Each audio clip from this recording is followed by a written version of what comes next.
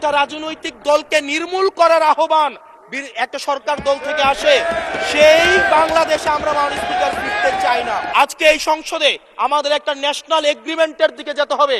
আমরা পলিসির জায়গায় আমাদের বিরোধিতা থাকবে, পলিসির জায়গায় আমরা এগ্রিমেন্টের মধ্যে থাকবো, কিন্তু আমাদের একটা রেড লাইন টানা উচিত। এই লাইনটা আমরা ক্রস করব না। আমরা যখন শুনতে পাই যে একটা রাজনৈতিক দলকে নির্মূল করার আহ্বান একটা সরকার দল থেকে আসে, সেই বাংলাদেশে আমরা মাননীয় স্পিকার ফিরতে চাই না।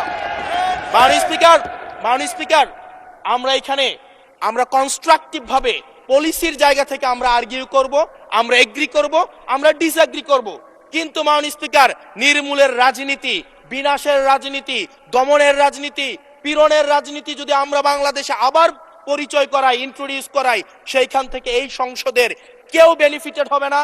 বেনিফিটেড হবে আমাদের সবচেয়ে বেশি যারা আমাদের এই বাংলাদেশটাকে ঝুঁকির দিকে ঠেলে দিয়েছে, সেই অপশক্তি হচ্ছে মাননীয় স্পিকার বেনিফিটেড হবে।